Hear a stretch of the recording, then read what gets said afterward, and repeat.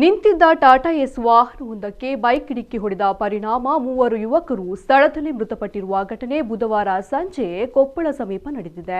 ಮೃತಪಟ್ಟವರನ್ನ mob Sab, ಫಕ್ರೂ Sab ಹಾಗೂ ಸಾನು ಸಾಬ್ ಎಂದು ಗುರುತಿಸಲಾಗಿದೆ. ನರಗುಂದ ಮೂಲದ ಮೂವರು ಯುವಕರು ನರಗುಂದದಿಂದ ಕೊಪ್ಪಳದತ್ತ ಬೈಕ್ನಲ್ಲಿ ಬರ್ತಾ ಇದ್ದ ವೇಳೆ ನಿಂತಿದ್ದ ವಾಹನಕ್ಕೆ ಡಿಕ್ಕಿ ಹೊಡೆದಿದ್ದು ಅಪಘಾತ ರಭಸಕ್ಕೆ ಮೂವರು ಸವಾರರು ಸ್ಥಳದಲ್ಲೇ ಮೃತಪಟ್ಟಿದ್ದಾರೆ. ಘಟನೆಯ ಮಾಹಿತಿ ತಿಳಿಯುತ್ತಿದ್ದಂತೆ ಪೊಲೀಸರು ಸ್ಥಳಕ್ಕೆ ಭೇಟಿ ನೀಡಿ ಪರಿಶೀಲನೆ ನಡೆಸಿದ್ದು ತನಿಖೆ ನಡೆಸ್ತಾ ಇದ್ದಾರೆ.